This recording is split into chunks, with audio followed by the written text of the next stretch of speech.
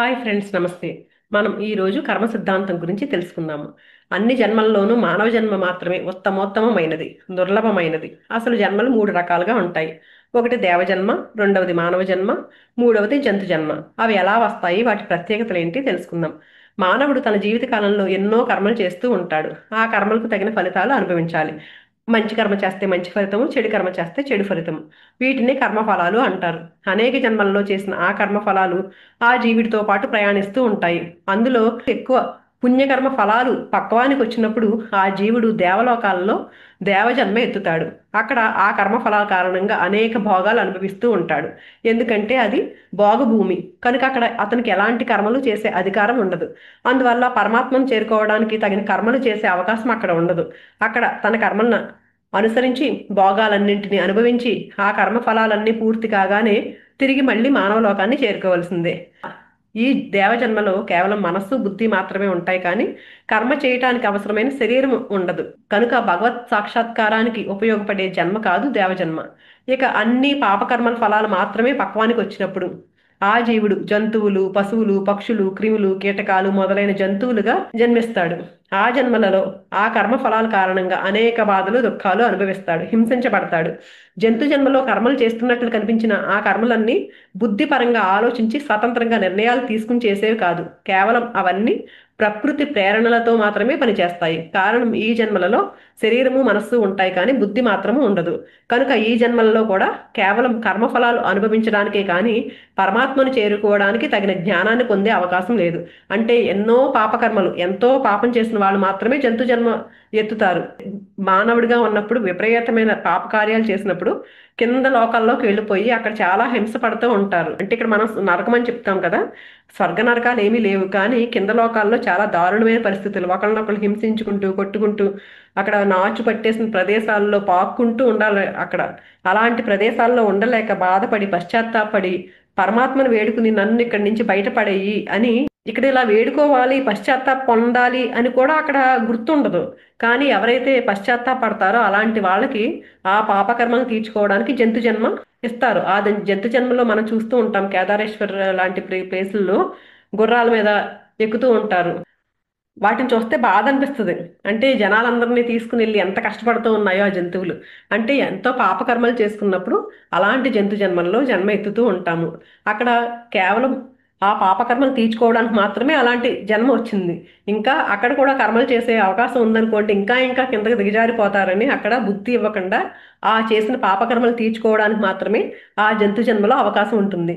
అందుకని ఆత్మ సాక్షాత్కారానికి ఈ జంతు జన్మ కూడా ఉపయోగపడదు. ఇంకా పాప పుణ్య కర్మ ఫలాలు సమానంగా చేసినప్పుడు అవి పక్వానికి వచ్చినప్పుడు ఆ జీవుడు మానవ జన్మని ఎత్తడం జరుగుతుంది.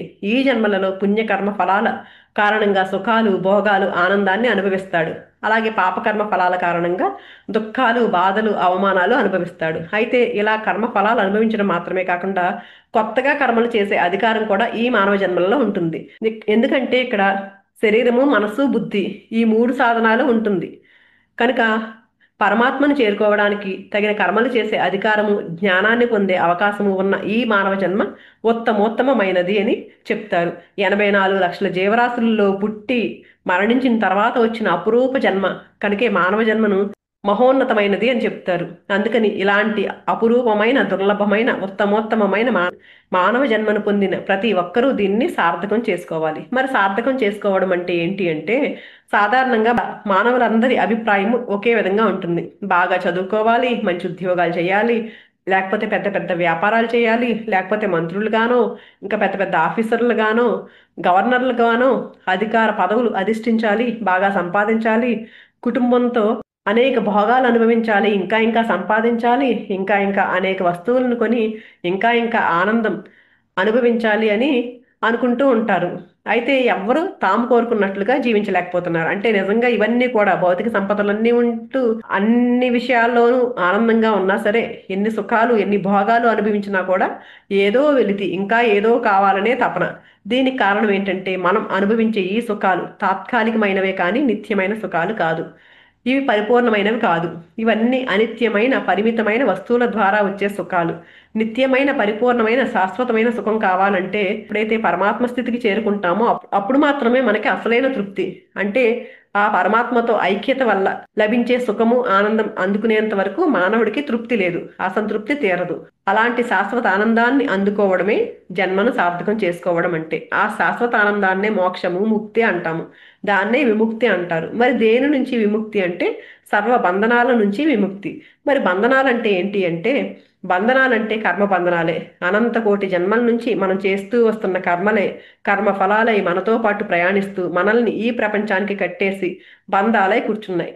మనం ఏవేవో కోరికలతో ఆశలతో ఎన్నో కర్మలు చేసి ఆ కర్మల ద్వారా ఇల్లు తోటలు భూములు పరిశ్రమలు పదవులు వస్తువులు బ్యాంక్ బ్యాలెన్స్లు సంపాదిస్తాం.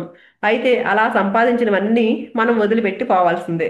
కానీ వాటిని సంపాదించడానికి మనం చేసిన కర్మలు ఆలోచనలు సంకల్పాలు అవి మాత్రం మనతో పాటు వచ్చి కర్మ ఫలాలుగా వాసనలుగా మనల్ని బంధించేస్తున్నాయి. ఆ బంధాలు ఉన్నంత కాలము మనం ఏదో ఒక శరీరంతో పుడుతూ చస్తూ ఉండాల్సిందే. అలా కాకుండా మళ్ళీ జన్మ లేకుండా ముక్తిని పొంది శాశ్వత ఆనందాన్ని పొందాలంటే ఈ కర్మ బంధాలన్నింటినీ వదిలించుకోవాల్సిందే. అయితే మరి వీటిని ఎలా వదిలించుకోవాలి? ఇది తెలుసుకోవాలంటే కర్మ సిద్ధాంతాన్ని మనం చక్కగా అవగాహన చేసుకోవాలి. అసలు కర్మ సిద్ధాంతం అంటే ఏంటి? ఒక ప్రభుత్వాన్ని నడపడానికి రాజ్యాంగం ఎలా ఉందో ఈ సృష్టిని అంతటిని నడిపించడానికి కర్మ సిద్ధాంతం అనేది ఒకటి ఉంది. రాజ్యాంగం మానవులతో నిర్మించబడింది. అందువల్ల కొన్ని లొసుగులతో ఉంటుంది, సవరణలకు గురవుతూ ఉంటుంది. కొందరికి కొన్ని మినహాయింపులు ఉంటాయి. మనం చూస్తూనే ఉంటాం కదా, చాలా మంది చాలా పెద్ద పెద్ద నేరాలు చేసి కూడా ఆ లొసుగులు ఆ మినహాయింపులు వాటన్నిటితో బయటకు వచ్చేస్తూ ఉంటారు. ఆ చేసిన నేరాన్ని వేరే వాళ్ళ మీద పెట్టి వీళ్ళు తప్పించుకుంటూ ఉంటారు. కానీ కర్మ సిద్ధాంతం అనేది భగవంతుడితో నిర్మించబడింది. అది ఎట్టి లొసుగులు లేదు. దీనికి ఎలాంటి సవరణలు చేయడము ఉండదు. దీనిలో ఎవ్వరికి ఎలాంటి మినహాయింపులు ఉండవు. ఇక్కడ బంధు ప్రీతి పక్షపాతము లంచాలు రికమెండేషన్లు ఏమీ ఉండవు. దీని ముందు అందరూ సమానమే. మనం అనుకుంటాము బయట ప్రపంచంలో ఏంటంటే సాక్ష్యం సరైన సాక్ష్యం లేదనుకోండి ఆ కేసు కొట్టేస్తారు. కానీ ఇక్కడ ఎవరు చూడలేదు అని మనం అనుకుని కర్మ చేయడానికి వీల్లేదు. ఎందుకంటే 18 సాక్షులు నిరంతరము మనల్ని గమనిస్తూనే ఉంటాయి. 4 వేదాలు పంచభూతాలు ఉభయ సంధ్యలు సూర్య చంద్రులు పగలు రాత్రి ధర్మము యముడు అంతరాత్మ మనల్ని అనునిత్యం పర్యవేక్షిస్తూనే ఉంటారు. అందుకని మనం ఎలాంటి కర్మ చేసినా సరే అవి రికార్డ్ అయిపోతూనే ఉంటుంది. సాక్షాత్తు శ్రీమన్నారాయణుడు అయిన శ్రీకృష్ణుని తల్లిదండ్రులే అయిన దేవకీ వసుదేవరకు కారాగార వాసం తప్పలేదు. రాముని కాలంలో ఉన్నప్పుడు కైకేయి శ్రీరాముని అడవికి పంపించి కౌసల్యకు పుత్ర వియోగం కల్పించారు. అక్కడ కైకేయి ఇక్కడ దేవకి అని చెప్తారు. అంటే అక్కడ చేసిన ఆ కర్మ ఫలితాన్ని ఇక్కడ అనుభవించాల్సి వచ్చింది అని చెప్తారు. అంటే ఇలాంటి స్థిరమైన శాస్త్రం కర్మ సిద్ధాంతం. ఈ కర్మ సిద్ధాంతం అనేది మనం చేసిన కర్మల మీద ఆధారపడి ఉంటుంది. అసలు కర్మ అంటే ఏంటి, ఎన్ని రకాలు? మనం ఉదయం లేచిన దగ్గర నుంచి రాత్రి పడుకునేంత వరకు మనం చేసే పనులు మన ఆలోచనలు మనం మాట్లాడే మాటలు ఇవన్నీ కూడా కర్మలే. అంటే మన ఆలోచనలు కూడా నా అంటే దీనికి ఒక ఉదాహరణ చెప్పుకుందాము. ఒక భిక్షగాడికి ఒక వ్యక్తి 10 రూపాయలు దానం చేస్తాడు. అంటే తనకి సహాయం చేయాలనే ఉద్దేశంతో ఒక మంచి ఉద్దేశంతో సహాయం చేస్తాడు. రెండో వ్యక్తి కూడా ఒక 10 రూపాయలే దానం చేస్తూ అబ్బా నేను గొప్పవాడిని అనుకోవాలి అందరూ అనుకుని దానం చేస్తాడు. వీళ్ళందరూ చేశారు కదా నేను కూడా చేయాలా అని తిట్టుకుంటూ సాయం చేస్తాడు మూడో వ్యక్తి. అంటే ముగ్గురు దానం చేసింది 10 రూపాయలే. కానీ వాళ్ళ ఆలోచన ఎలా ఉంది, వాళ్ళ భావం ఎలా ఉంది, అది సృష్టిలో రికార్డ్ అవుతుంది. అంటే మొదటి వ్యక్తి అతనికి సాయం చేయాలని ఒక మంచి ఉద్దేశంతో చేశాడు కాబట్టి అతను చేసింది మంచి కర్మ. రెండో వ్యక్తి తన గొప్పతనాన్ని నిరూపించుకోవడానికి చేశాడు, అది మధ్యమ కర్మ. కానీ మూడో వ్యక్తి తిట్టుకుంటూ చేసిన దాన్ని అధమ కర్మ. అలా మన భావనతో ఏదైతే చేస్తామో అది కూడా కర్మ కిందే అవుతుంది. ఇలా ప్రతి మానవుడు పుట్టిన దగ్గర నుంచి చచ్చేంత వరకు కర్మలు చేస్తూనే ఉంటాడు. ఇలా కర్మలు చేస్తే ఆ కర్మలకు తగిన ఫలితం వస్తుంది. మనం చేసే ప్రతి కర్మ కూడా ఎప్పుడో ఒకప్పుడు ఫలితాన్ని ఇచ్చే తీరుతుంది. పుణ్యకార్యాలు దాన ధర్మాలు చేస్తూ పక్కన వాళ్ళకి సహాయం చేస్తూ ఉంటే మంచి కర్మలు తీసుకుంటూ ఉంటాం. అలా కాకుండా హింసిస్తూ ఉంటే, అంటే మనుషులనే కాదు జంతువుల్ని ఈ రోజు చంపి తింటున్నాము, అలాంటి కర్మలు చేయడం కూడా అది కూడా పాపకర్మే. ఎవరైతే జంతువుల్ని అమ్ముతున్నారో ఎవరైతే కొంటున్నారో ఎవరైతే వండుతున్నారో అందరికీ కూడా ఈ పాపకర్మ చెందుతుంది. ప్రతి కర్మ కూడా ఎప్పుడో ఒకప్పుడు ఫలితాన్ని ఇచ్చే తీరుతుంది. ఇవి ఫలితాన్ని ఇచ్చే సమయాన్ని బట్టి కర్మలను 3 రకాలుగా విభజించారు. అవి ఆగామి కర్మలు సంచిత కర్మలు ప్రారబ్ధ కర్మలు. ఆగామి కర్మలు అంటే ఇప్పుడు మనం చేస్తున్న కర్మలన్నీ ఆగామి కర్మలే. అయితే ఈ కర్మలలో కొన్ని అప్పటికప్పుడే ఫలితాన్ని ఇచ్చి శాంతిస్తాయి, కొన్ని అప్పటికప్పుడు ఫలితాన్ని ఇవ్వకుండా తర్వాత ఎప్పుడో ఫలితాన్ని ఇవ్వడం కోసం కూడబెట్టబడి ఉంటాయి. ఉదాహరణకి మనం భోజనం చేస్తాము, అది కర్మ, వెంటనే ఆకలి తీరిపోతుంది, అది కర్మఫలం. మనం నీరు త్రాగుతాము, అది కర్మ, మన దాహం తీరిపోతుంది, అది కర్మ ఫలితం.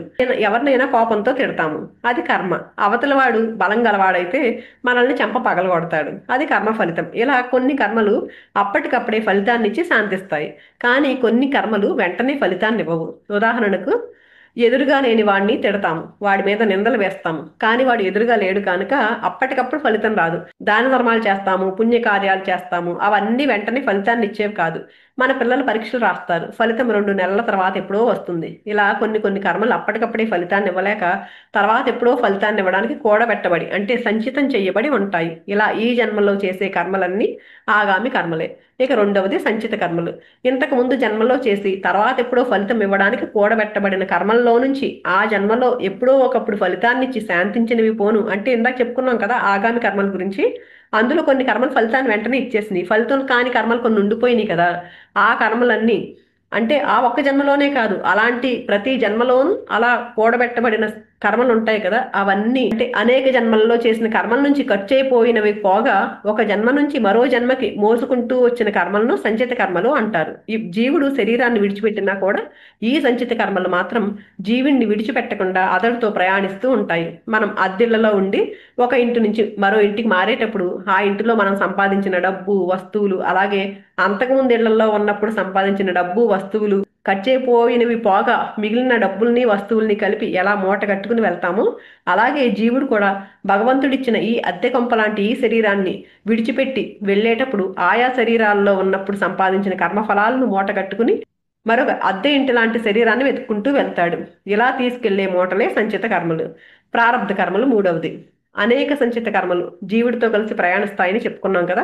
ఏ ప్రాణి అయినా శరీరాన్ని విడిచిపెట్టే సమయంలో అప్పుడు అతడి అకౌంట్లో ఉన్న సంచిత కర్మల నుంచి ఏ కర్మలైతే పక్వానికి వస్తాయో, పండుతాయో, అంటే ఏంటి, ఇప్పుడు మనం ఒక మామిడి చెట్టు ఉందనుకోండి, దాని మామిడికాయలు కాయగానే కోసేయం కదా, అది పిందిగా ఉన్నప్పుడు కొయ్యం. ఎప్పుడైతే పక్వానికి వచ్చి పండడానికి రెడీగా ఉందో అప్పుడు మాత్రమే దాన్ని కోస్తాము. అలాగే కర్మలు కూడా ఆ సంచిత కర్మల్లోంచి ఏ కర్మలు అయితే అనుభవించడానికి సిద్ధంగా ఉన్నాయో, ఆ కర్మలు ఫలితాన్ని ఇవ్వడానికి సిద్ధంగా ఉంటాయో వాటిని ప్రారబ్ధ కర్మలు అంటారు.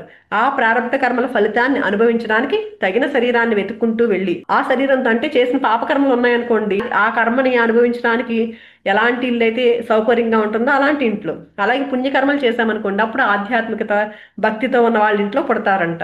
అలా మనం ఏంటంటే ఆ ప్రారబ్ధ కర్మ ఫలితాన్ని అనుభవించడానికి తగిన శరీరంతో, తగిన వాతావరణంతో, తగిన కుటుంబ సభ్యులను తీసుకుని మళ్ళీ ఈ లోకంలోకి ప్రవేశిస్తాడు జీవుడు. అలా వచ్చిన ఆ జీవుడికి ఆ ప్రారబ్ధ కర్మ ఫలాలన్నీ అనుభవించడం పూర్తయ్యేదాకా శరీరం ఉంటుంది.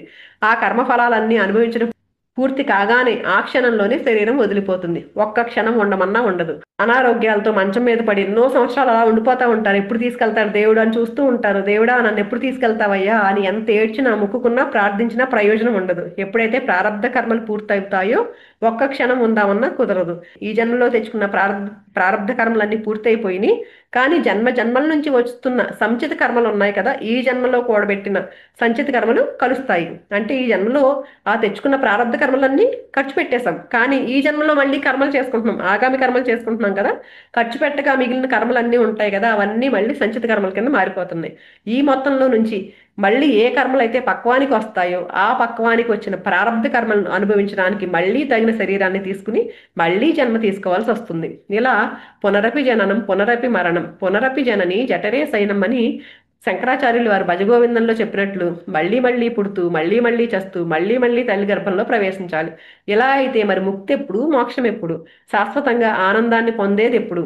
జనన మరణాల నుంచి విముక్తి చెందినప్పుడే, మళ్ళీ పుట్టుక లేకుండా పోయినప్పుడు మాత్రమే ఆ విముక్తి అనేది దొరుకుతుంది.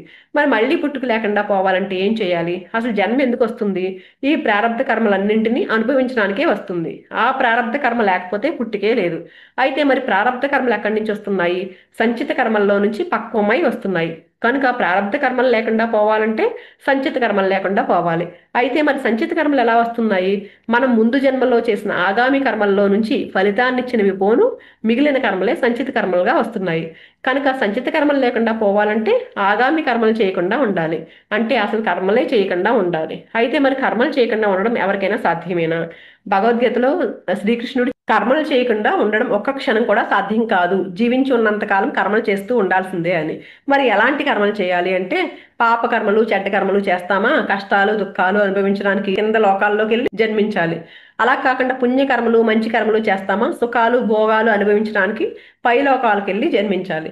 ఇవి ఇలా సమానంగా పాప పుణ్యాలన్నీ సమానంగా చేశామనుకోండి, సుఖాన్ని, దుఃఖాన్ని, భోగాన్ని, రోగాన్ని అన్ని అనుభవించడానికి మానవ జన్మలో జన్మించాలి.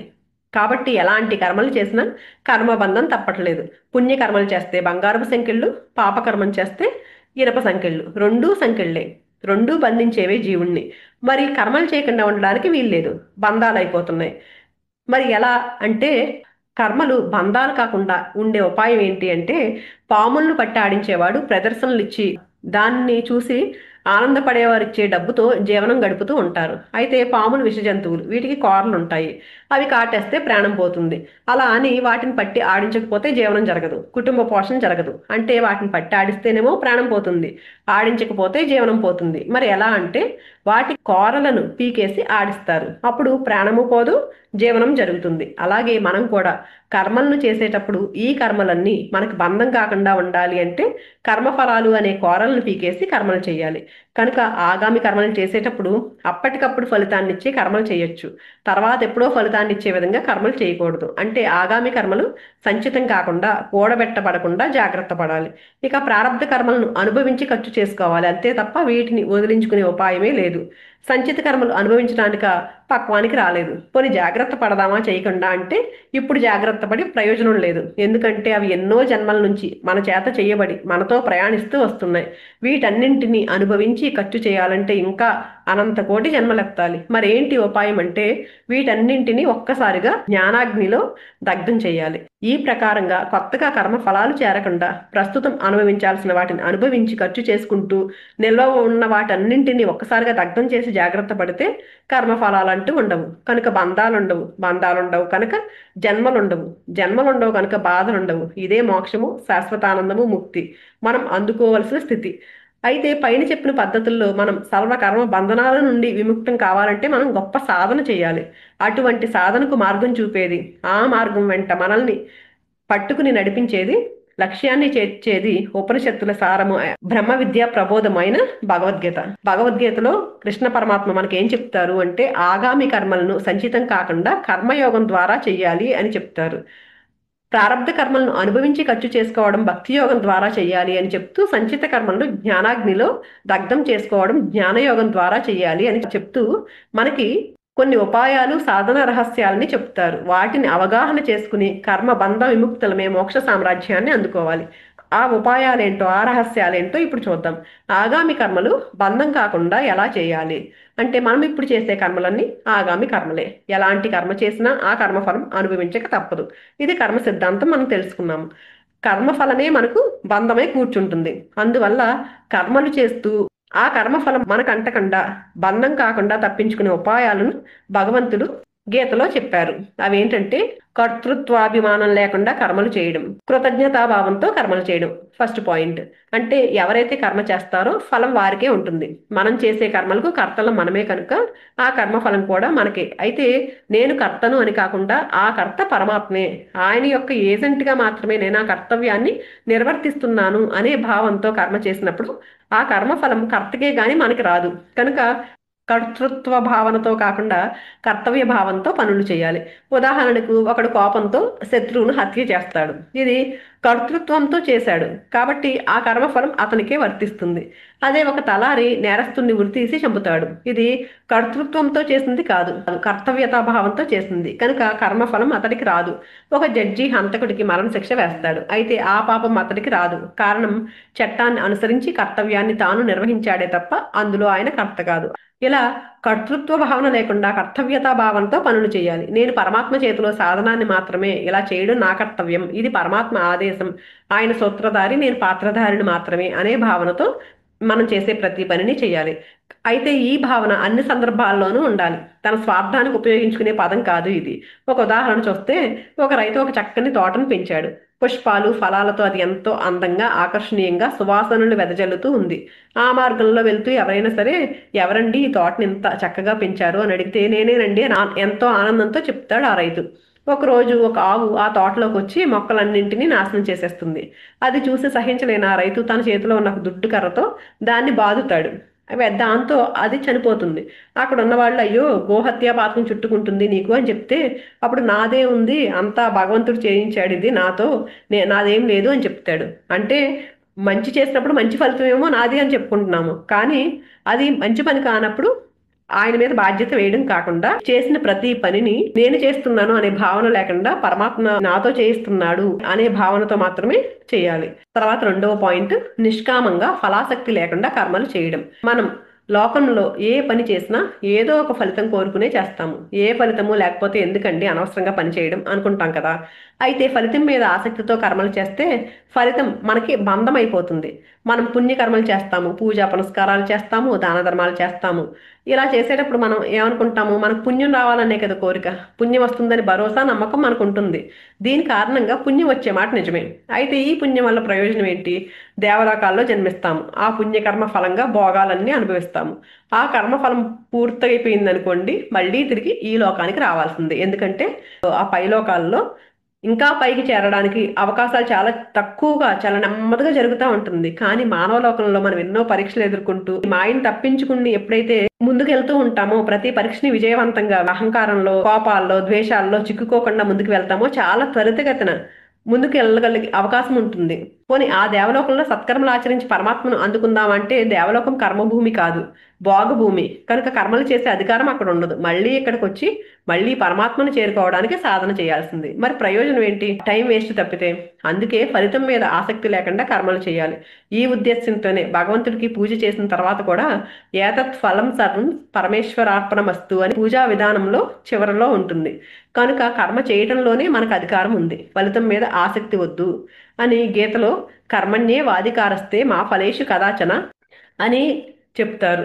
కనుక కర్మ చేయటం వరకే మన వంతు, ఫలితం మీద మనకి ఆసక్తి ఉండకూడదు. ఫలితం అంతా భగవంతుడికి అర్పితం చేయాలి, ఫలితాన్ని గురించి పట్టించుకోకూడదు. అలాగే నిష్కామ కర్మలు కూడా సంతానాపేక్షత పుత్ర కామేష్టి యోగాలు చేస్తారు. ఎవరినో చంపడానికి తగిన శక్తినిమ్మని తపస్సు చేస్తారు. ఎవరి చేతిలోనూ చావు లేకుండా ఉండడానికో, ఎవరి నెత్తిన చెయ్యి పడితే వాడు భస్మమైపోవాలనో రావణ భస్మాసురుడిగా తపస్సులు చేస్తారు. ఇవన్నీ కూడా కామ్యకర్మలు.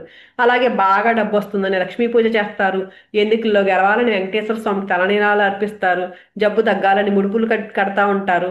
లేకపోతే చూడండి, వేసా వస్తే చిలుకూరు బాలాజీ చుట్టూ 108 ప్రదక్షిణ చేస్తానని చెప్తారు. మా పిల్లలకి వివాహం కావాలని 108 ప్రదక్షిణ చేస్తామని, 108 కొబ్బరికాయలు కొట్టుకుంటామని, ఇలా రకరకాలుగా పూజలు చేస్తూ మొక్కుకుంటూ ఉంటారు. ఇవన్నీ కూడా కామ్యకర్మలే. ఇవన్నీ కూడా బంధానికి కారణాలు అవుతాయి. బంధాలకు కారణం కాకుండా ఉండాలంటే నిష్కామంగా చేయాలి. సూర్యుడు వెలుగునిస్తున్నాడు, వాయుదేవుడు ప్రాణాన్ని నిలబెట్టే గాలినిస్తున్నాడు, చెట్లు నీడనిస్తున్నాయి, మహాత్ములు సన్మార్గాన్ని చూపుతున్నారు. వీళ్ళందరూ ఏమి కోరి ఈ కర్మలు చేస్తున్నారు? ఏమీ లేదు, అది వారి స్వభావం. అలాగే పూజలు, యజ్ఞ యాగాదులు, దాన ధర్మాలు, సత్కార్యాలు చేసేటప్పుడు ఏదో ఆశించి కాకుండా కేవలం భగవంతుని స్మరణలో ఉంచుకోవడానికే చేస్తున్నామని చెయ్యాలి. అలా చేయడమే నిష్కామ కర్మ యోగం. బంధం కాకుండా ఉండేది అప్పుడే. ఇక మూడవది, లోక కళ్యాణం కొరకు, భగవత్ ప్రీతి కొరకు కర్మలు చేయడం. సమాజంలో 10 మంది మేలు కోసం చేసే కర్మలు నిస్వార్థంగా చేస్తే అవి సంచితం కాకుండా ఉంటాయి.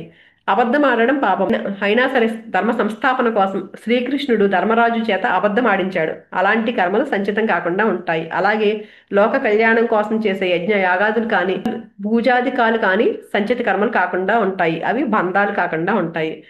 ఒక డాక్టర్ గురించి చెప్పుకుందామండి. ఒక డాక్టర్ ఉండేవారంట. ఆయన ప్రతిరోజు అందరికి ఉచితంగా వైద్యాన్ని అందించేవారు. ఆయనకి కుటుంబానికి ఎంత అవసరమో అంత మాత్రమే డబ్బులు తీసుకునేవారు. వాళ్ళ భార్య ప్రతిరోజు లిస్ట్ రాసి ఇచ్చేవారు. ఈ రోజు ఇది కావాలి అంటే కరెక్ట్గా అది ఎంతవరకు ఉందో అంతవరకు మాత్రమే డబ్బులు తీసుకుని మిగిలినంతా అసలు ఊరికే చేసేవారు వైద్యాన్ని. ఆయనకు ఒక కూతురు ఉంది. ఆ అమ్మాయికి వివాహం చేసే వయసు వచ్చింది. భార్య చెప్తూ ఉంటుంది, డబ్బులు లేకపోతే రేపు పొద్దున వివాహం చేయాలి, ఎలాగా, ఆ పెళ్లికి డబ్బులు కావాలి కదా అని చెప్పి అన్ని ఒకరోజు ఆ పెళ్లికి కావాల్సిన లిస్టు రాసిస్తుంది. రాస్తే ఇంకా ఆయన అంతా దేవుడి మీద భారం వేసేశారు. ఉచితంగా వైద్యం చేస్తున్నారు, దేన్ని ఆశించకుండా ఉంటారు. అయితే కరెక్ట్గా అదే రోజు ఒక మహిళ ఈయన దగ్గరికి వస్తుంది. భార్య ఎంతైతే రాసిచ్చిందో అంత అమౌంట్ ఒక చెక్ రాసి ఆయనకి ఇచ్చేస్తుంది. 20 సంవత్సరాల క్రితం ఆవిడ ఆపదలో ఉన్నప్పుడు ఈయన ఆ మహిళకి వైద్యం చేసి ఆదుకున్నారు. అది గుర్తు పెట్టుకుని ఆవిడ ఆ రోజు పనిగట్టుకుని వచ్చి ఆయనకి ఆ డబ్బు అందజేసేసి వెళ్ళిపోతుంది. అంటే ఎప్పుడైతే మనం నిష్కామంగా ఏమీ ఆశించకుండా కర్మలు చేస్తామో అంతా భగవంతుడే చూసుకుంటాడు అని లోక కళ్యాణం కోసం మనం పని చేస్తాము. మనకి కావాల్సిన టైంలో ఆయనే వచ్చి మనకి ఆ పనిని ముందుకు నడిపిస్తూ ఉంటారు. అందుకని మనం చేసే ప్రతి పనిని లోక కళ్యాణం కోసం ఎప్పుడైతే చేస్తామో భగవంతుడు ప్రీతి చెంది మనల్ని ముందుకు నడిపిస్తూ మనకి కావాల్సిన సహాయాన్ని అంతటిని ఆయనే అందిస్తాడు. ఇక నాలుగవది ఈశ్వరార్పితంగా కర్మలు చేయడం. మనం ప్రతిరోజు ఏ కర్మలు చేస్తున్నప్పటికీ వాటిని భగవంతునికి అర్పించినట్లయితే అవి మనకి బంధం కావు. అయితే ఎలా అర్పించాలి అంటే మనం పులిహోర, దద్దోజనము, చక్కెర పొంగలి లాంటి వాటిని తయారు చేసి భగవంతునికి నైవేద్యం పెడతాము. భగవంతుడికి నివేదించిన తర్వాత అవన్నీ ప్రసాదం అవుతాయి. దాన్ని కళ్ళకద్దుకుని నోట్లో వేసుకుంటాం. ఇది భగవంతునికి అర్పణ చేసే పద్ధతి. నిజమే, మరి పదార్థాలు అయితే అలా చేస్తాము. కానీ కర్మలను ఎలా అర్పితం చేయాలి అంటే మనం ఏ కర్మను తలపెట్టినా కర్మ ప్రారంభించే ముందు అంటే ఆ పని ప్రారంభించే ముందు, ఆ పని పూర్తయిన తర్వాత, పని జరుగుతూ ఉన్నప్పుడు కూడా అప్పుడప్పుడు భగవంతుణ్ణి స్మరిస్తూ ఉండాలి. ఇది కర్మల్ని భగవంతునికి అర్పించే పద్ధతి. ఇక కర్మ పూర్తయిన తర్వాత ఎలాంటి ఫలితం వచ్చినా దాని గురించి ఏ మాత్రం ఆలోచించకుండా, అంటే ఇప్పుడు మనం ప్రసాదం చూడండి, తీపిగా ఉన్నా, చేదుగా ఉన్నా, పులుపుగా ఉన్నా, ఏ కొంచెమైనా సరే ప్రసాదాన్ని ఎలా స్వీకరిస్తున్నామో అలాగే ఆ ఫలితము మనం మనం చేసిన పనికి ఎలాంటి ఫలితం వచ్చినా సరే అది భగవంతుని ప్రసాదంగా భావించి ప్రసాద బుద్ధితో స్వీకరించాలి. ఇలా గనుక కర్మలు చేసేటప్పుడు, కర్మ ఫలాన్ని స్వీకరించేటప్పుడు జాగ్రత్తలు తీసుకున్నామా అవన్నీ ఈశ్వరార్పిత కర్మలు అవుతాయి. ఆ కర్మలు మనకి బంధం కాకుండా చిత్తశుద్ధిని కలిగించి ముక్తికి సాధనాలు అవుతాయి. ఇలా ఈ విధంగా కర్తృత్వాభిమానం లేకుండా కర్తవ్యతాభావంతోనూ, నిష్కామంగాను, ఫలాసక్తి లేకుండాను, లోకహితార్థంగాను, భగవత్ ప్రీతికరంగాను, ఈశ్వర అర్పితంగాను కర్మలు చేసే విధానమే కర్మయోగం. అంటే కర్మను కర్మగా కాకుండా కర్మయోగంగా చేయడం ద్వారా మనం చేసే ఆగామి కర్మలు సంచితం కాకుండా ఆ సంచితమైన కర్మలు మనతో పాటు ప్రయాణించి మనకు బంధాలు కాకుండా చేసుకోవాలి. కనుక మనం చేసే కర్మలను 1-2 సార్లు బుద్ధితో ఆలోచించి శాస్త్రం ఎలా చెయ్యమని చెప్తుందో తెలుసుకుని మన మనస్సు, బుద్ధి అందుకు అనుగుణంగా సవరించుకుని కర్మలు చేయాలి. ఎక్కువ పెట్టిన బాణం వంటిది ఆగామి కర్మ. ఇది చేయడం మన చేతుల్లోనే ఉంది కనుక జాగ్రత్త పడాలి. బంధాల నుంచి తప్పించుకోవాలి. కనుక ఆగామి కర్మలను కర్మయోగం ద్వారా చేసి బంధాలు కాకుండా చూసుకోవాలి. మరి ప్రారబ్ధ కర్మలు బంధం కాకుండా ఎలా చేయగలుగుతాము అంటే జీవుడు శరీరాన్ని విడిచిపెట్టే సమయంలో అప్పటికి ఉన్న సంచిత కర్మల్లో నుంచి ఏవి పక్వానికి వస్తాయో ఆ కర్మల్ని ప్రారబ్ధ కర్మలు అంటారు. ఆ ప్రారబ్ధ కర్మలను అనుభవించడానికి తగిన శరీరాన్ని ధరించి జీవుడు ఈ లోకంలోనికి వచ్చి పడతాడు. అలా వచ్చినవాడు ఆ ప్రారబ్ధ కర్మలన్నింటినీ తప్పకుండా అనుభవించాల్సిందే. అలా అనుభవిస్తేనే ఆ కర్మలన్నీ ఖర్చవుతాయి. అనుభవిస్తేనే ప్రారబ్ధ కర్మల నుంచి విముక్తి. ఎంత గొప్పవారైనా, మేధావులైన, పుణ్యాత్ములైన, పరమ భక్తులైన, మహాత్ములైన ఎవరైనా సరే ప్రారబ్ధ కర్మలను అనుభవించాల్సిందే. ప్రారబ్ధ కర్మలంటే ధనుస్సు నుంచి విడిచిన బాణం వంటివి. విడిచిన బాణం దేనికో ఒకదానికి తగలాల్సిందే, ఎవరో ఒకరికి తగలాల్సిందే. వెనక్కి తీసుకోవడానికి అస్సలు వీల్లేదు. మనం ఎక్కడెక్కడికి వెళ్ళినా, ఏ పాటలు పడినా ప్రారబ్ధం మన వెంటే వస్తుంది. ఇక్కడ స్వయంగా శివుడి గురించి ఒక స్టోరీ చెప్తూ ఉంటారు. శివుడు ఒకసారి శనీశ్వరుడితో అంటారు, నువ్వు అందరినీ పట్టుకుంటావు కదా, నన్ను పట్టుకోలేవు అని అంటే, రేపు మిమ్మల్ని పట్టుకుంటాను అని చెప్తాడు శనీశ్వరుడు. అప్పుడు శివుడు వెంటనే తర్వాత రోజు త్వరలో దాక్కుని వస్తాడు. వచ్చి తర్వాత రోజు శనీశ్వరుడికి కనిపించి నన్ను పట్టుకోలేకపోయావు నువ్వు అంటే, అప్పుడు శనీశ్వరుడు చెప్తాడు, నేను పట్టుకున్నాను కాబట్టి మీరు ఇక్కడ ఉండాల్సిన ఆయన అక్కడ త్వరలోకి వెళ్ళి దాక్కున్నారు అని చెప్తారు. మన జీవితంలో ఎంతో మంది మనల్ని బాధలకి, దుఃఖాలకి గురి చేసే వాళ్ళు ఉంటారు. అంటే మన కుటుంబ సభ్యులు అయి ఉండొచ్చు, మన భర్త, మన భార్య, లేకపోతే మన అత్తగారు, మన ఆడపడుచు, మన తోటికోడలు, మన పిల్లలు, లేకపోతే మన మన చుట్టూ మనకెంతో సన్నిహితంగా ఉన్న మన బంధువులే, మన స్నేహితులే మనల్ని ఎన్నో ఇబ్బందులు పెడుతూ ఉండొచ్చు. అలాంటి టైంలో ఇదేంటి నన్ను ఎలా చేస్తున్నారు అనుకుంటాము. కానీ అవన్నీ ఒకప్పుడు మనం చేసిన కర్మలే. అవన్నీ ఈ రోజు మనం తిరిగి అనుభవించాల్సి వస్తుంది అనేది మనం గుర్తుపెట్టుకోము. అప్పుడు మనకి ఒక దుఃఖము, బాధ వస్తుందంటే అది మనం చేసింది తిరిగి మనకు వచ్చింది అని ఎప్పుడైతే గుర్తు పెట్టుకుంటామో దాని నుంచి, ఆ కర్మ నుంచి ఈజీగా బయటకు వచ్చేయగలుగుతాం. దాన్ని ఈజీగా అనుభవించగలుగుతాము. నొప్పి తెలియకుండానే బయటకు వచ్చేయగలుగుతాము. మనమే కాదు, ఎవరికీ తప్పదు ఈ ప్రారబ్ధ కర్మ అని చెప్తున్నారు కదా. రామాయణంలో శ్రీరాముడు సీతాలక్ష్మణ సమేతుడే అరణ్యవాసానికి వెళ్ళిన తర్వాత అయోధ్యకు వచ్చిన భరతుడు జరిగిన విషయం తెలుసుకుని ఎంతో దుఃఖిస్తాడు. తల్లిని నిందిస్తాడు. దుఃఖ ఉపశమనం కోసం వశిష్ఠుని దగ్గరికి వెళ్ళి తన దుఃఖాన్ని వెలుగుచుతాడు. అప్పుడు వశిష్ఠుడు భరతుడిని ఓదారిస్తూ, సంతోషం కానీ, దుఃఖం కానీ, పుట్టుక కానీ, చావు కానీ, కీర్తి కానీ, అపకీర్తి కానీ ఇవన్నీ ప్రారబ్ధ వశమై ఉంటాయి. అవి ఎలా నిశ్చయింపబడి ఉన్నాయో అలా జరగాల్సిందే అని చెప్తాడు. నిజంగా మనం రామాయణ గ్రంథాన్ని గనక ఈ దృష్టితో పరిశీలించి చూస్తే సంతోషం ఎవరికో, దుఃఖం ఎవరికో చూద్దాం. అరణ్యాలలో అనాగరికంగా జీవించే ఒక వృద్ధురాలు శబరి. ఆమెకు శ్రీరాముని దర్శించాలి అని ఒకే ఒక్క కోరిక. అది అసాధ్యమో సాధ్యమో అసలు ఆలోచించలేదు. ఎలాగైనా సరే దర్శించగలను అనే నమ్మకంతో జీవిస్తుంది ఆవిడ. జీవితం అంతా రాముని కోసం ఎదురు చూస్తూనే ఉంది. తన కోరిక తీరే క్షణం రానే వచ్చింది. వెతుక్కుంటూ శ్రీరాముడు వస్తాడు. ఆమె ఆనందానికి అవధులు లేవు. కానీ శ్రీరాముని తల్లి కౌసల్య బిడ్డలు లేక దుఃఖించినంతకాలం దుఃఖించారు. కొద్ది కాలం శ్రీరాముడిని చూసుకుని ఆనందించింది. కానీ అంతలోనే వియోగం. ఆ వియోగ దుఃఖాన్ని అనుభవించింది. అదే సమయంలో పుత్ర వియోగంతో పాటు భర్త మరణం కూడా. కనుక శ్రీరామునికి ఏమీ కాని శబరి జీవితాశయాన్ని నెరవేర్చుకుని ఆనందం పొందితే, శ్రీరాముని కన్నతల్లి కౌసల్య పుత్ర వియోగ పతి వియోగ దుఃఖాన్ని అనుభవించింది. అలాగే పుట్టుక ఎవరికో మరణం ఎవరికో చూద్దాం. గౌతమ మహర్షి భార్య అహల్యను పాషాణం కమ్మని శపించాడు. యాగరక్షణకు విశ్వామిత్రుని వెంటే వెళ్లే శ్రీరాముని పాదస్పర్శతో అహల్యకు జన్మ వచ్చింది. కానీ శ్రీరాముని తండ్రి అయిన దశరథుడు మాత్రం ఆ శ్రీరాముడు అరణ్యాలకు వెళ్తుంటే పుత్ర వియోగ దుఃఖంతో రామా రామా అని ఆక్రోశిస్తూ మరణించాడు. అంటే కన్న తండ్రికి చావు, ఎక్కడో బండరాయిలా పడి ఉన్న తనకేమీ కాని అహల్యకు జన్మ. అలాగే కీర్తి ఎవరికో అపకీర్తి ఎవరికో చూద్దాము. శ్రీరాముని భార్యను అపహరించిన వాడు రావణుడు. అతన్ని చంపవలసిన కర్తవ్యం శ్రీరామునిది.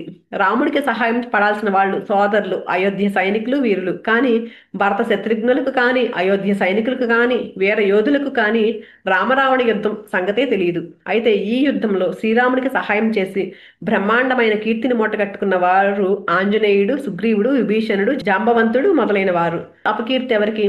చిన్నతనం నుంచి శ్రీరాముణ్ణి కన్నతల్లి కన్నా ఎక్కువగా ఆదరించి వాత్సల్యంతో చూసిన కైకకు శ్రీరాముని పట్టాభిషేక వార్త విని ఎంతో ఆనందించిన కైక ఆ పట్టాభిషేకాన్ని ఆపి శ్రీరాముని వనవాసానికి పంపి భర్త చేత, పుత్రుని చేత, సవతుల చేత, ప్రజల చేత చేత్కారాలు పొందింది. మోయలేనంత అపకీర్తిని నెత్తికెక్కుకుంది. ఇవన్నీ ప్రారంధ కర్మల ఫలితమే.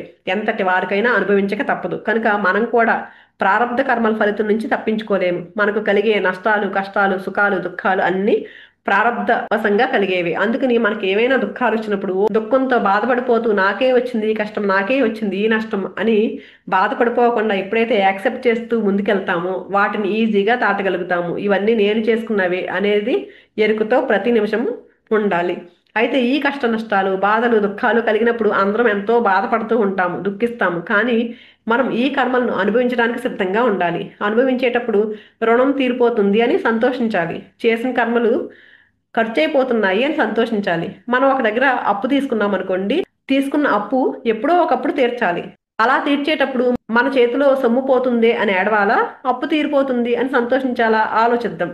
ఇలా అనుభవించి ఖర్చు చేసుకున్నందువల్ల సంచిత కర్మల మూటల్లో నుంచి కొంత బరువు తగ్గిపోతుంది అని అర్థం చేసుకోవాలి. అయితే చెప్పడానికి బాగానే ఉంటుంది, కానీ కష్టాలు అనుభవించేటప్పుడు సంతోషం ఎలా కలుగుతుంది, సంతోషం లేకపోయినా ఆ బాధలను ఎలా భరించాలి అని మనకి సందేహం వస్తుంది. దానికే చక్కని మార్గం చూపించారు భగవద్గీతలో.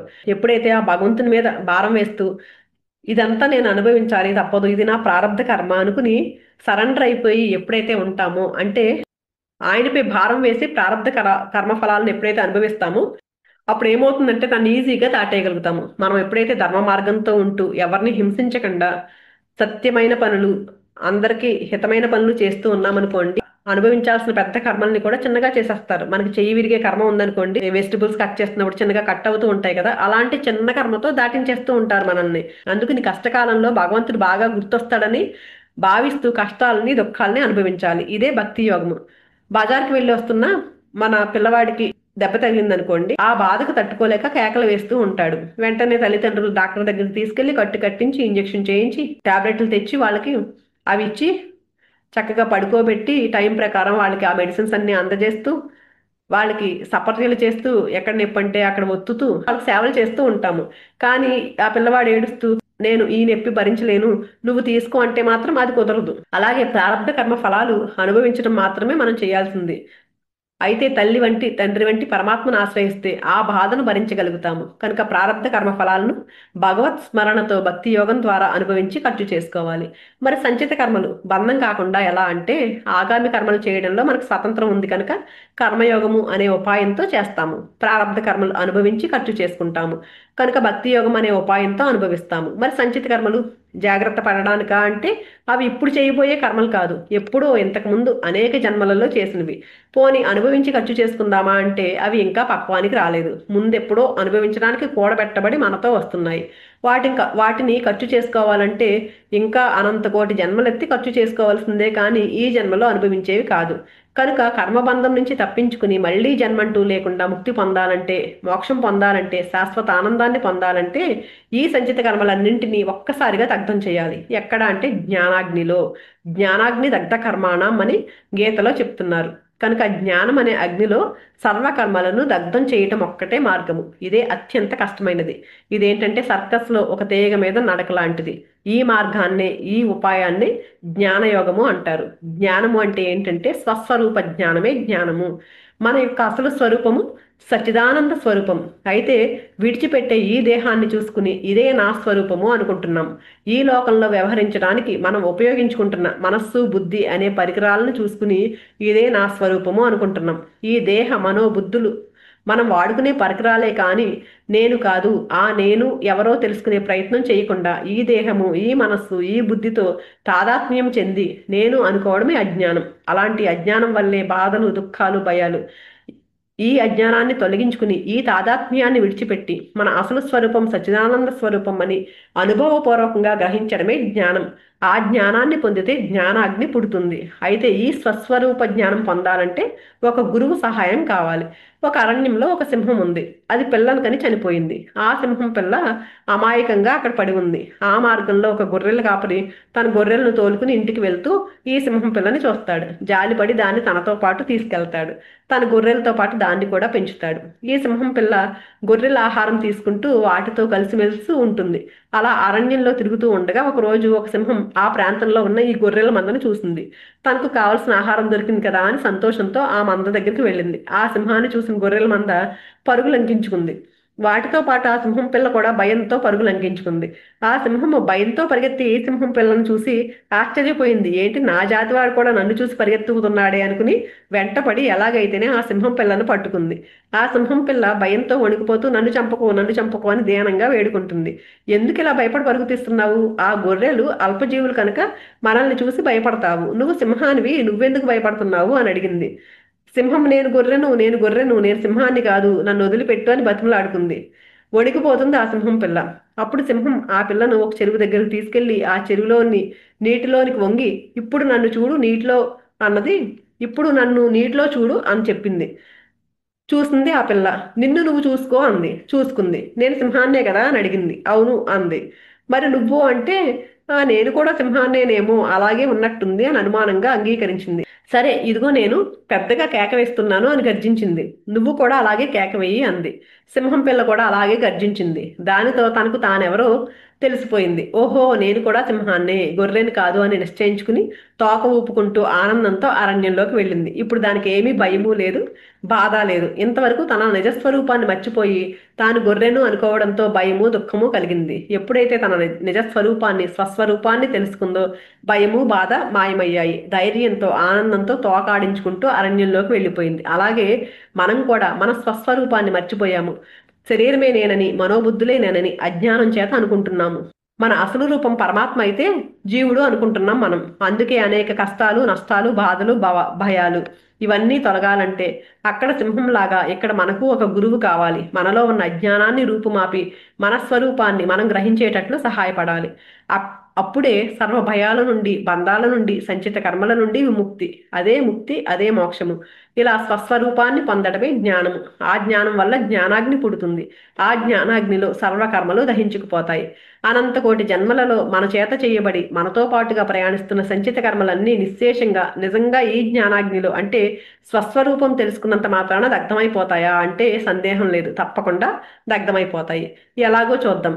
ఒక ధనవంతుడు ఉన్నాడు. తనకు అందమైన భార్య, రత్నాలు లాంటి పిల్లలు, కావలసినంత సంపద, కోరుకున్న భోగాలు, అంతా ఆనందమే, దుఃఖం అనేది లేదు. ఒకరోజు రాత్రి మెత్తటి పరుపు మీద ఏసీ వేసుకుని పడుకున్నాడు. కొంచెం సేపటికి నిద్ర వచ్చింది. ఆ నిద్రలో ఒక కల వచ్చింది. ఆ కలలో తాను ఒక పేదవాడు, పెద్ద కుటుంబ పోషణకు కూలి పని చేసుకుంటున్నాడు. ఒకరోజు తోటి కూలీలతో ఒక ఘర్షణ వచ్చి తన తోటి కూలి మధ్య మాట పెరిగి చేతిలో ఉన్న కత్తి తీసుకుని పడవడంతో ఆ కూలివాడు అక్కడికక్కడ చనిపోయాడు. దాంతో పోలీసులు రంగప్రవేశం చేశారు. హంతకుణ్ణి పట్టుకున్నారు. 1 సంవత్సరం పాటు కేసు నడిచింది. వాదోపవాదాలు పూర్తయిన తర్వాత జడ్జి తీర్పు చెప్పారు. 12 సంవత్సరాలు కఠిన కారాగార శిక్ష పడింది ఈయనకి. ఇతన్ని జైలుకు తరలించారు. కఠిన నిబంధనలతో ఆ జైలు జీవితాన్ని గడుపుతున్నాడు. 3 సంవత్సరాలు గడిచిపోయింది. అక్కడ తిండి తినలేక, వారు చేయించే కఠినమైన పనులు చేయలేక బాధపడుతున్నాడు. గోరు చుట్టు మీద రోకటి పోట్లాగా ఒక కఠిన హృదయం కల ఆఫీసరు జైలర్ కింద వచ్చాడు. ఖైదీల చేత రాళ్లు కొట్టిస్తున్నాడు. మనవాడు రాళ్ళు కొట్టి కొట్టి నీరసించిపోయాడు. చేతులన్నీ బొబ్బలెక్కేశాయి. మంటలు పెడుతున్నాయి. ఒక్క క్షణం పని ఆపేవాడు. వెంటనే ఆ కఠినుడైన జైలరు కొరడాను చెల్లుమనిపించాడు మనవాడి వీపు మీద. ఆ దెబ్బకు ఓర్చుకోలేక పెద్దగా ఏడ్చాడు. దెబ్బ మీద దెబ్బ వేస్తున్నాడు. వీపు చిట్లి రక్తం కారుతుంది. భరించలేని వేదనతో ఆర్తనాదాలు చేస్తున్నాడు. ఆ కేకల్లో ఒక కేక పైకే వేశాడు. ఉలిక్కిపడిన భార్య ఏంటండి పీడకల ఏమైనా వచ్చిందా అని పరామర్శించింది. కళ అంటూ ఒక్క క్షణం ఆశ్చర్యపోయి ఆ కళే అని చెప్తాడు. అంటే ఇంతవరకు ఆయన పడ్డ బాధల్లో ఒక్కటైనా ఇప్పుడుందా మెలకు వచ్చిన తర్వాత అంటే ఏమీ లేదు. మరి 12 సంవత్సరాల శిక్షలో 3 సంవత్సరాలే అనుభవించాడు కదా, మిగిలిన 9 సంవత్సరాలు ఇప్పుడు అనుభవిస్తాడా అంటే అది కూడా లేదు. ఆ మిగిలిన శిక్ష పూర్తిగా కళ్ళలోంచి ఎప్పుడైతే బయటకు వచ్చాడో రద్దయిపోయింది. అంటే స్వప్నంలో చేసిన కర్మఫలాలన్నీ మేలుకోగానే రద్దయిపోయాయి. అదేవిధంగా ఆ మేలుకున్న అవస్థ అంటే జాగృతావస్థలో చేసిన కర్మఫలాలన్నీ జ్ఞానావస్థలో రద్దయిపోతాయి. జాగృతావస్థ అంటే అజ్ఞానావస్థ, జ్ఞానావస్థ అంటే తన స్వస్వరూప అనుభవంలో నిలిచిన అవస్థ. ఆ ధనికుడు తన యొక్క నిజస్వరూపాన్ని అంటే స్వస్వరూపాన్ని అంటే నేను ధనికుడిని అనే విషయాన్ని మర్చిపోయాడు. ఆ మర్చిపోయిన అవస్థలో చేసిన కర్మఫలాలు అన్నీ కూడా తన స్వస్వరూపం నేను ధనికుణ్ణి అని గుర్తుకు రాగానే రద్దయిపోయినాయి. స్వప్నావస్థలో ఉన్నంత కాలము స్వప్నంలో జరుగుతున్నవన్నీ నిజమే. జాగృతావస్థలోకి ఎప్పుడైతే వస్తామో అవన్నీ అబద్ధం. అలాగే జాగృతావస్థలో ఉన్నంత కాలము జాగృతిలో జరిగేవన్నీ నిజంగానే కనిపిస్తాయి. కానీ జ్ఞానావస్థలోకి అంటే స్వస్వరూప స్థితికి రాగానే అవన్నీ అబద్ధం. కనుక స్వస్వరూప జ్ఞానం పొందితే ఆ జ్ఞానాగ్నిలో సర్వకర్మలు దగ్ధమైపోతాయి. ఈ విధంగా సర్వ సంచిత కర్మలు నశించిపోవాలి. ఆగామి కర్మలను కర్మయోగం ద్వారా చేసి సంచితం కాకుండా జాగ్రత్త పడుతున్నాము. ఇప్పటికే ఉన్న సంచిత కర్మల్లో పక్వానికి వచ్చిన ప్రారంధ కర్మలను భక్తి యోగం ద్వారా అనుభవించి ఖర్చు చేసుకుంటున్నాము. మిగిలిన జన్మ జన్మాంతముల నుండి మనతో ప్రయాణం చేస్తూ వస్తున్న అన్ని సంచిత కర్మలను జ్ఞానయోగం ద్వారా జ్ఞానాగ్నిలో దగ్ధం చేస్తున్నాము. జీవుడితో ప్రయాణించడానికి సంచిత కర్మలు లేవు కనుక వాటిలో కొన్ని పక్వానికి వచ్చి ప్రారంధ కర్మలుగా మారడం జరగదు. ప్రారంధ కర్మలు లేకపోతే జన్మ లేదు. జన్మ లేకపోతే జన్మ దుఃఖము, జరా దుఃఖము, వ్యాధి దుఃఖము, మరణ దుఃఖము అంటూ దుఃఖాలేమీ ఉండవు. అలాంటి దుఃఖరాహిత్యమే మోక్షం. అదే శాశ్వత ఆనంద ప్రాప్తి, ముక్తి, మోక్షము. ఆ మోక్షాన్ని అందుకోవడానికే మానవ జన్మతో మనం ఇక్కడికి వచ్చింది. అయితే మనం ఎందుకు ఈ లోకంలోకి వచ్చి పడ్డామో మర్చిపోయాము. తల్లి గర్భంలో ఉండగా పూర్వజన్మల స్మృతి ఉన్న ఈ జీవుడు ఓ భగవంతుడా ఎంత తప్పు చేశాను, నాకెంతవరకు తరించడానికి ఎన్నో మానవ జన్మలు ఇచ్చావు, ప్రతి జన్మను నేను వేస్ట్ చేసేసుకున్నాను, సార్థకం చేసుకోలేదు, ఎప్పటికప్పుడు ఇలాగే చేశాను, ఈసారి ఈ జన్మనైనా సార్థకం చేసుకుంటాను, పరమాత్మను చేరుకోవడానికి ఈ జన్మను ఉపయోగించుకుంటాను అని తల్లి గర్భంలో ఉన్నప్పుడు నిర్ణయం తీసుకుంటూ ఉండేవాడిని నేను. కానీ తల్లి గర్భంలో ఉన్న నరకయాతనలన్నీ అనుభవించి బయటపడడంతోనే బలమైన మాయ నన్ను కప్పేస్తుంది. మళ్ళీ ఈ ప్రాపంచిక వ్యామోహాల్లో చిక్కుకుని అనేక నిషిద్ధ కార్యాలు చేస్తున్నాను, స్వార్థం కోసం పనిచేస్తున్నాను. నేను ధరించే శరీరానికి సంబంధించిన వాళ్లే తప్ప నిజంగా నాకేమీ కాని నాతో రాని తల్లిదండ్రులు, భార్య బిడ్డలు, బంధుమిత్రులు మొదలైన వారి కోసం అనేక అక్రమాలు చేశాను. ఇక్కడే ఈ లోకంలోనే విడిచిపెట్టి పోయే ధన సంపదల కోసము, ఇల్లు వాకిళ్ల కోసము, పదవుల కోసము, భార్య బిడ్డల కోసము జీవితమంతా దారిపోసైనే కానీ నా జన్మ తరింప చేసుకోవడానికి, శాశ్వతానందప్రదమైన మోక్షస్థానాన్ని అందుకోవడానికి కృషి చేయని అభాగ్యుణ్ణైపోయాను నేను. దాని ఫలితంగా కుక్కగా, నక్కగా, పందిగా, క్రిమిగా, కీటకంగా, తేలుగా, పాముగా అనేకమైన నీచ నికృష్ట జన్మలెత్తాను. భరించలేని దుఃఖాన్ని అనుభవించాను. ఇంకా ఈసారైనా సరే ఎలాంటి తప్పు చేయకూడదు. ఈ గర్భనరకం తప్పి భూమి మీద పడగానే ఎంతటి త్యాగమైనా చేసి ప్రాపంచిక వ్యామోహాల్లో చిక్కుకోకుండా ఒక సద్గురువును ఆశ్రయించి నా జన్మను తరింప చేసుకుంటాను. ఓ భగవంతుడా, అందుకు నాకు సహాయం చెయ్యి, నీ మేలు మర్చిపోను అని దీనంగా వేడుకుంటాడని గర్భోపనిషత్తు తెలియచేస్తుంది. కనుక మనం మానవ జన్మ ఎత్తి ఈ లోకానికి వచ్చింది మోక్షాన్ని అందుకోవడానికే, భగవత్ సాక్షాత్కారానికే అని గుర్తుంచుకోవాలి. అలా మోక్షాన్ని అందుకోవాలంటే కర్మయోగం ద్వారా ఆగామి కర్మలను చేయాలి, భక్తి యోగం ద్వారా ప్రారబ్ధ కర్మలను అనుభవించాలి, జ్ఞానయోగం ద్వారా సంచిత కర్మలను నాశనం చేసుకోవాలి. అలా సర్వ కర్మ బంధనాల నుండి విముక్తుడైతే ఇక జన్మే లేదు, జన్మ లేకపోతే మరణం లేదు. ఇలా జనన మరణ సంసార చక్ర బంధం నుంచి విముక్తి కలగడమే మోక్షము, శాశ్వతానందము. అలా మోక్షాన్ని అందుకుంటే తిరిగి వచ్చే పని లేదు, పరమాత్మ స్థానంలో శాశ్వతంగా ఉండిపోవడమే. అలాంటి పరమాత్మ స్థానాన్ని అందుకోవడానికి ప్రయత్నించి దుర్లభమైన ఈ మానవ జన్మను సార్థకం చేసుకుందాము. Thank you friends.